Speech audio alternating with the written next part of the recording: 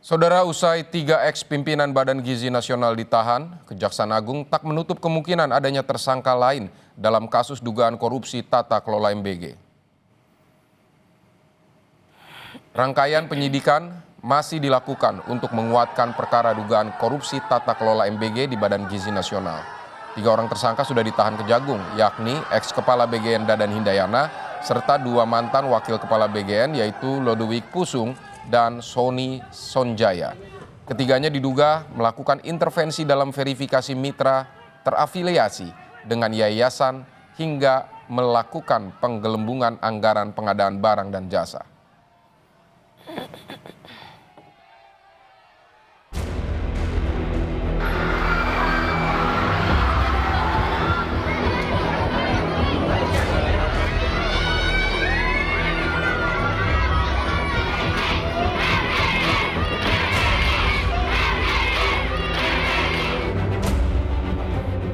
Kurang dari 24 jam usai Presiden Prabowo Subianto mencopot Dadan Hindayana sebagai Kepala BGN, Kejaksaan Agung resmi menahan Dadan bersama dengan 2 mantan wakil Kepala BGN atas dugaan korupsi tata kelola program MBG. Merespon dugaan kasus korupsi yang menimpa Dadan, Presiden Prabowo mengaku sedih. Prabowo bilang dirinya terpaksa mengganti orang yang dipercaya. Hal ini disampaikannya di hadapan 12.000 penggerak MBG di Sentul, Bogor kemarin. Prabowo pun menghargai dan menyerahkan kasus penyelidikan ini sepenuhnya kepada Kejagung. Saat ini sebetulnya saya sedih. Saya tidak bisa tutupi bahwa saya dalam keadaan sedih. Karena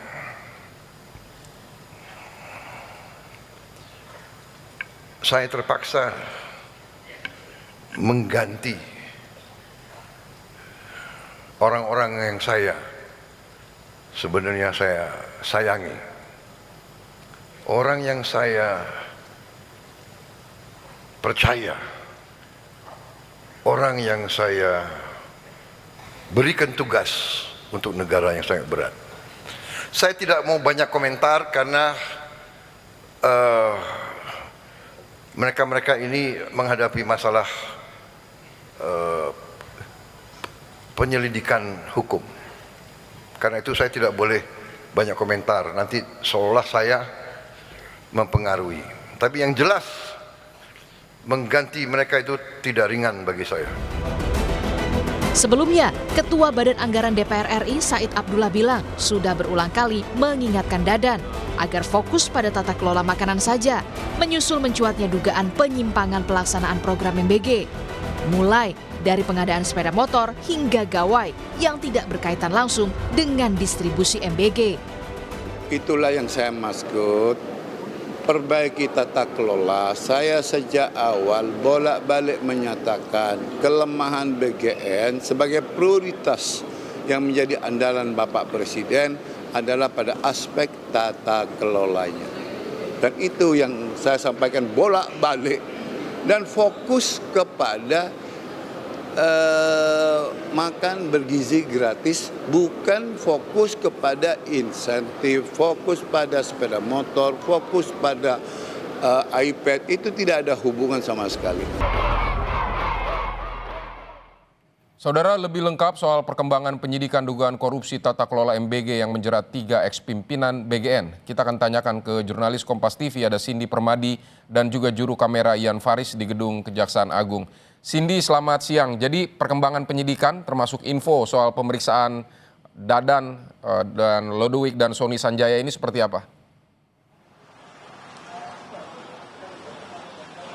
Pemeriksaan dan penggeledahan masih dilakukan sebagai rangkaian dari penyidikan. Ini memang sebelumnya sudah disinggung oleh Dirdik Jampitsus Kejagung bahwa dalam 2-3 hari ini salah satu prioritas dari Kejagung adalah mengumpulkan alat bukti. Kenapa menjadi prioritas? Karena pengumpulan alat bukti ini akan dibutuhkan satu untuk melengkapi berkas perkara dari Dadan Hindayana, Sony Sanjaya, Lodewijk Pusung yang sudah ditahan oleh Kejaksaan Agung selama 20 hari sejak penahanan 2 hari lalu. Kemudian yang kedua adalah untuk melakukan pengembangan. Pertama, pengembangannya juga bisa apakah nantinya ada pasal tindak pidana pencucian uang yang akan dijerat kepada ketiga tersangka. Meskipun kalau dari Kejaksaan Agung bilangnya sejauh ini prioritasnya masih mendalami untuk tindak pidana kasus korupsi terlebih dahulu. Juga apakah ada potensi tersangka lain yang mungkin juga dijerat dalam pengembangan. Nah, pengumpulan alat bukti ini bisa dilakukan dengan beberapa cara. Misalnya dengan memeriksa 3 orang tersangka yang sudah ditahan. Pemeriksaan terhadap tersangka ini bisa berfokus pada apa saja perannya, sejauh mana praktik kecurangan ini sudah dilakukan, berapa yayasan yang mereka terafiliasi, lalu siapa lagi yang terlibat. Kemudian apalagi salah satu tersangka Sony Sanjaya kemarin melalui kuasa hukumnya juga sudah menyinggung kesiapannya menjadi justice kolaborator, yang artinya pernyataan atau statementnya ini menurut kuasa hukum sekaligus membantah bahwa Sony Sanjaya adalah otak dibalik praktik dugaan korupsi ini. Beberapa pihak yang disinggung dibocorkan oleh versi kuasa hukum bisa jadi ada keterlibatan dari eksekutif maupun juga legislatif. Selain itu, pengumpulan alat bukti juga bisa dilakukan dengan memeriksa saksi. Kejaksaan Agung bilang kalau Kejaksaan Agung akan memeriksa siapapun yang mendengar, mengetahui, melihat atau bisa menjelaskan soal kasus perkara yang bisa membuat konstruksi perkara ini semakin terang benderang, termasuk Kepala BGN baru Nani Esdeyang yang baru ditunjuk oleh Presiden Prabowo Subianto dan tinggal menunggu hari soal waktu pelantikannya. Lalu yang ketiga juga adalah penggeledahan.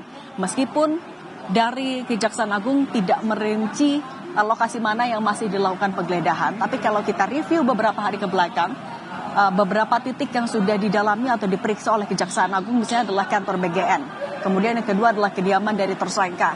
Alat bukti yang bisa dikumpulkan dari Kejaksaan Agung dari beberapa tempat itu misalnya adalah berkas dokumen dan juga barang elektronik. Nah, selain itu juga tentunya adalah dari penelusuran aliran dana. Nah, soal kemungkinan tersangka baru tentu akan bergantung terlebih dahulu dari jenis atau penjelasan kasus yang sedang didalami. Kalau kami rangkum, setidaknya ada 3 kasus yang menjerat para tersangka. Yang pertama adalah soal intervensi verifikasi dan soal afiliasi. Intervensi verifikasi ini dilakukan oleh tersangka untuk menunjuk yayasan sebagai mitra SPTG. Jadi meskipun tidak sesuai dengan seharusnya tidak lolos ketika verifikasi, tapi karena ada atensi sehingga bisa lolos dan akibatnya dugaannya miliaran rupiah per hari mereka mendapatkan insentif itu. Kemudian yang kedua adalah soal dugaan jual beli titik SPPG, ketiga dugaan markup anggaran dan pengadaan barang dan jasa yang tidak sesuai dengan kebutuhan real, sehingga dari situ bisa ditarik nantinya pengembangannya siapa saja yang masih mungkin terlibat, apakah dari SPPG, dari yayasan, atau mungkin jangan-jangan betul ada dari eksekutif dan juga legislatif. Vidi. Baik, Cindy Permadi, pemeriksaan terus akan dilakukan oleh Kejaksaan Agung untuk mencari juga potensi siapa tersangka baru di dalam kasus ini. Dan terima kasih Cindy Permadi untuk laporan Anda dari Gedung Kejaksaan Agung Jakarta.